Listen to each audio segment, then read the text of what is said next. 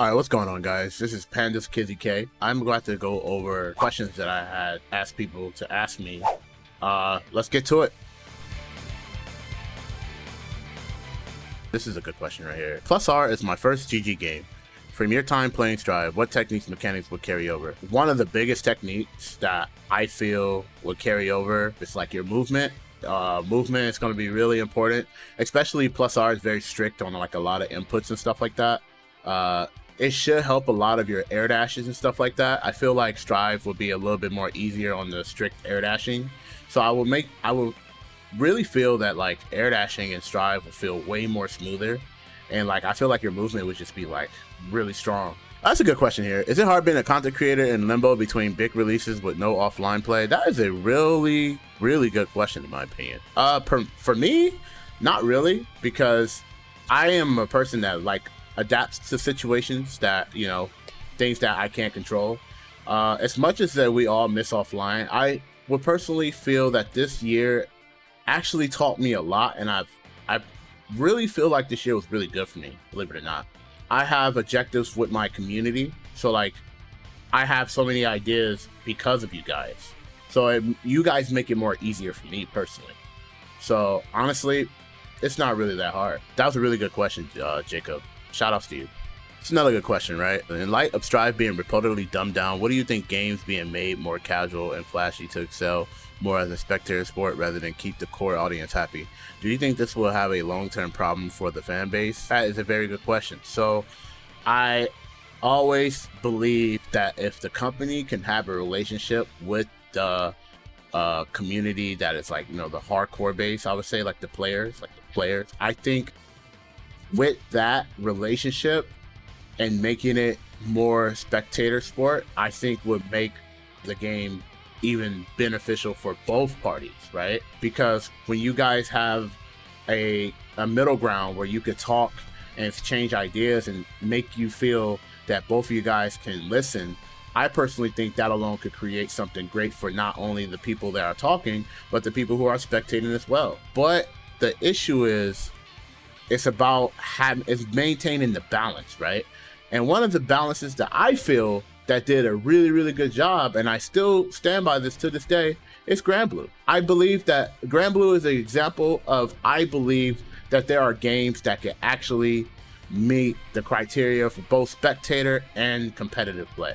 But if they keep going the direction where they do not listen to the players and they just kind of just do their own thing, then I feel like it could be a long-term damage thing, personally.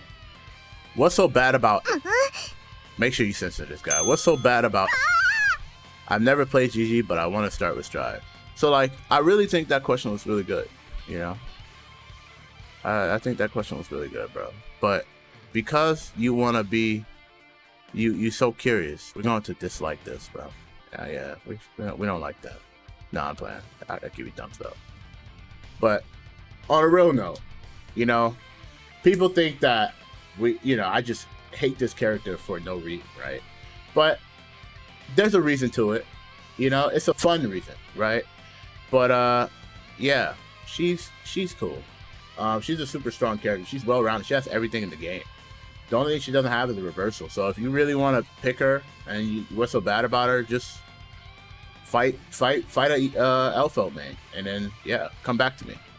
You probably you know what's funny is I feel like this person is gonna fight Eli, and then I'm gonna come back to this, and it's gonna say edit it on the side, and it's gonna be like, God, Eli is so bad. I never want to play GG with her ever again. I cannot wait for Strive. That's when I'm gonna see edited.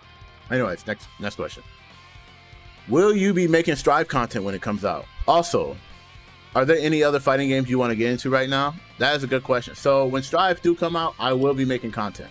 I'm going to be doing way more content than what I'm doing now. I'm actually going to be doing a lot of things. I don't want to just push out something that is just like whatever, right? It's going to take a lot of my time, and I want it to be very, very nice for you guys. So I'm going to be taking my time doing these type of things. But I have a lot of things in mind that I think you guys are going to be really, really excited about. So please be patient, and thank you so much for the support.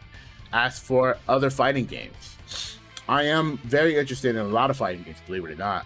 But the problem is right now is some of the connection and like the fan base are kind of like dying down right now because of like the, multiple like, delay based netcode and stuff like that. So maybe I will pick up more rollback games. I was thinking about playing like some old school fighting games, but so far like CVS 2 got my eyes, to be honest with you. I really want to play CVS 2. But if you have any suggestions, make sure you just leave in the comment section and be like, what game you want to see me play. This is a funny question that I think I'm gonna ask, bro. After taking a dump, do you wipe standing up or sitting down? I wipe sitting down, bro. And if you respond standing up, I'm gonna hit this dislike button. So, team sit down, boys. Where you at? Oh, that's a good question right here. What keeps you motivated to consistently keep improving? I tend to lose motivation easily after a heavy loss. It's a good question. So, personally, what keeps me motivated is understanding that there are going to be a lot of things that I'm not going to know, right? So you have to learn it somehow, right? And personally, I learn things by like experience. So like if I go in and I'm like getting comfortable, then like I could slowly start improving on what I should do. Say for example, I have a hard time with anti-airs, right? Then I will sit there and play matches, and I would specifically make it where I have to anti-air. I was solely focused on anti-air, and I would stay disciplined and don't let the losses dictate your improvement on everything else. So my advice, man, stay strong, dude. Keep playing. Slowly, it's gonna slowly come. It is not a sprint. It's a marathon.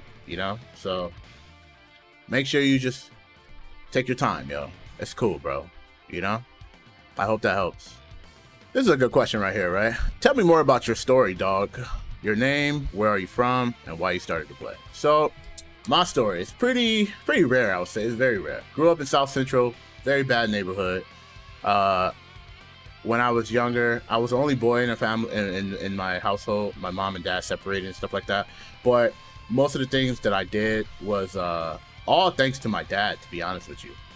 When every weekend after school and you have the weekend off, you have 3-day weekend, I used to go to my dad's house, and he used to always let me just go out and kind of experience the life, even though the life in that area was kind of dangerous. But one thing I always learned that learn being in that environment, that your neighborhood really is like family, right?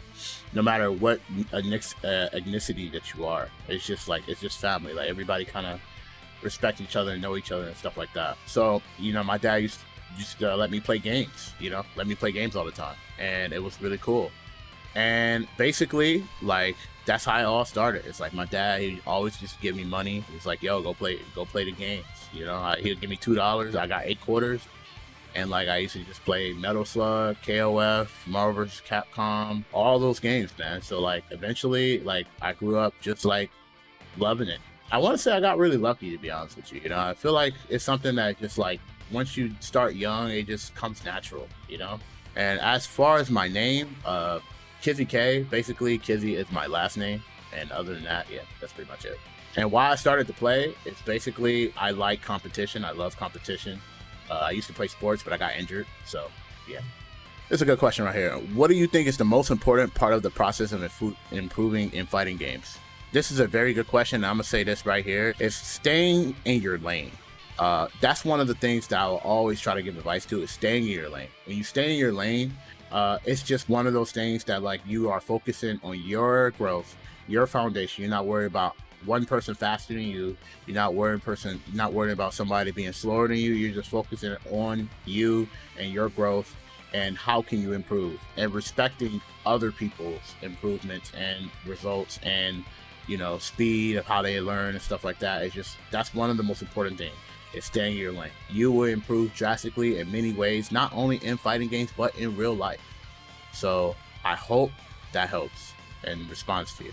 That's a good question right here, right? How'd you end up on competitive Guilty Gear, and what was your journey like? So, believe it or not, first fighting game competitively I actually played with Street Fighter 4, and I really like Street Fighter 4 a lot. As I was playing it, I actually started understanding how kind of fundamentals work and stuff like that. So it was really a great experience, and I bounced off on King of Fighters and stuff like that, and other games as well. But what happened was, when Street Fighter 5 came out at the first season, I wasn't a big fan of it because I'm not used to games with just like that's so strict, right? Or with like, you know, button presses and stuff like that. So I was like, man, I'm not really understanding this game. And I was like, well, maybe I really need to learn games to begin with. And I started really doubting myself at that point, right? So I was like, you know, maybe I should pick up other games. Playing other games, multiple games actually help you improve in other games. So now I can go back to Street Fighter V, and I feel like if I really cared enough, I could be very strong in that game. So yeah, that's basically how the story starts. Oh, this is another good question. How do you stay focused in tournament setting? So one of the things that I do, I listen to a lot of music and I keep myself calm in a lot of ways, because being in that intensity a lot, it's really hard, especially like on the mind and stuff like that. But I make sure I keep focused. Like I meditate, I sit by myself and I just focus and I just think about all the things that I was working on and what's important and what's in front of me. And I try my absolute best that even if something doesn't go well, I make sure that I don't falter and I like definitely just like stay strong and disciplined. Who's my fighting game inspiration? This is good. So I would say my fighting game inspirations, top 5 is like Justin, Flo, Ricky, Snake Eyes, and K-Brad. I would say those 5 alone were a lot of reasons of why I wanted to like get good, right? Because I used to watch those guys a lot. Those 5 players definitely are the GOATs. Oh, that was a good question right here. Okay, serious question. What do you think about the state of the FGC this year and how this new net play environment would change fighting games for the future? So, the state of the FGC this year, in my opinion, is something I don't think is really, really bad, I would say. But it's more of like an eye-opener in a lot of things, right? I think this year really showed that net play really matters. Net play for fighting games are really bad if you don't have good net play. And it really makes it where your game is really unplayable. I also think it was a good year for content creators to like actually step it up and start doing things for their community. You know, one thing I really learned that like community is really important. So I'm really grateful for you guys, honestly, I really am. And I think with this new mindset, I think the new net play environment would change fighting games for the greater good, personally. To be able to do exhibitions and stuff like that with like across region, because the net is so great, that alone is going to bring like high stakes matches like all over. So, and the cool thing about it is I only feel like that because rollback is so, it's still like an old thing. It's not something like brand new. It can only improve. This is a good question right here. Kizzie, we all know you're crazy at Rev 2, obviously. You have your ways. You have your ways. My question, I don't know what this means. You have your ways. My question though, do you just play a lot in inter-tourneys, or do you have some training partners to improve that way? So I would say that I trained a lot. I had training partners. I had a lot of training partners actually. I had Nerd Josh, Tasty Steve, Hamad, Fu, you know, and one of the persons that I feel like that really pushed it on me and like break me out as a player was Hamad. I would say Hamad really, really broke that out of me. And that's only because at the time where I was, you know, entering tournaments and stuff like that, the other players that I mentioned, there was only one that was entering tournaments. The rest were just like focusing on like their other jobs and stuff like that. So Ahmad really pushed me to that next level and made me see a lot of things differently. And I'm really thankful for him. He was basically my coach. He just telling me like, yeah, you just got to do this, you got to do that, and stuff like that. So it was just really good. It was really cool to have somebody like that. Shout outs to him.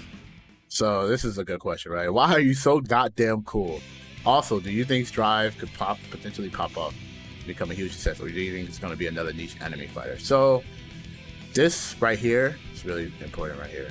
I do think Strive can pop off and become a huge success. I think so. I think it takes a lot of work. And one of the works is making sure that the company can communicate with the players. And if that does not happen, I don't think that it can't go anywhere. So I really hope that the relationship that Arxis is trying to build with the players is something that is like lifelong building. Because if that's the case, then yes, we can be more than niche. But it takes everybody to work together. And thank you for calling me cool. I appreciate you. All right, guys. Well, I chose those. I am going to answer the other questions. Don't worry, guys. So I appreciate you guys so much, and thank you for the time that you guys gave me to ask me these questions. And shout outs to you guys, yo. You guys are awesome.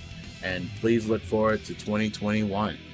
And I'll be seeing you guys. Please leave a like and comment below on this video.